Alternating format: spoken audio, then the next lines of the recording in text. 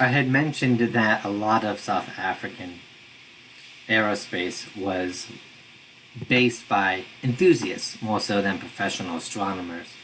And here we see one of the legacies of that, and still works very closely with SANSA, of course, but Rocketry SA is the closest, I guess, analogy we have here in the United States is if the Planetary Society was more focused on the actual mechanics of spaceflight and was a governmental nonprofit. And so, much like the university programs that helped launch those 3 satellites into orbit, Rocketry SA helps cooperate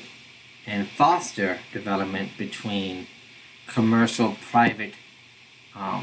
aerospace companies, SANSA, and the South African general government more broadly. This is also a great way to get folks more involved in the science behind spaceflight. And so we can see here that there's still a great push from the South African government, this being a non-profit partially owned by the government, to not lose that sense of, I would call it, gusto or a rugged kind of just raw passion over formal training that helped South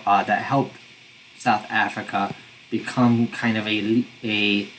place for astronomy to thrive over the past 50 years. While most of that was done through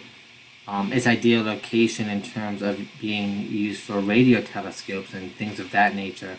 the impact of citizen scientists in their current rocket program, I don't think can be understated. Now, when I first had the idea of doing the video as opposed to the paper, I was hoping to kind of give a very broad overview of the landscape of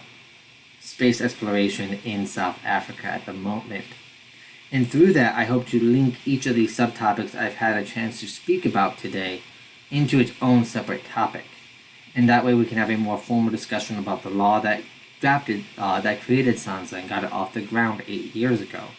Have a more formal discussion about the 3 satellites that were launched from Russia and Kazakhstan but were developed by South Africa. And have a more impactful discussion about how the Earth imagery satellites are able to benefit the municipalities of South Africa and thereby help the people. A lot of folks, especially when we're talking about folks in the third world, don't see the immediate benefit of space exploration. And while I might be speaking to the choir in this class, I think it's absolutely vital that as folks who want to understand space law, and at least in part continue advocating for space exploration, we understand and are able to communicate effectively not only what the laws are, but how those impact people, not just people in the industries or in the government that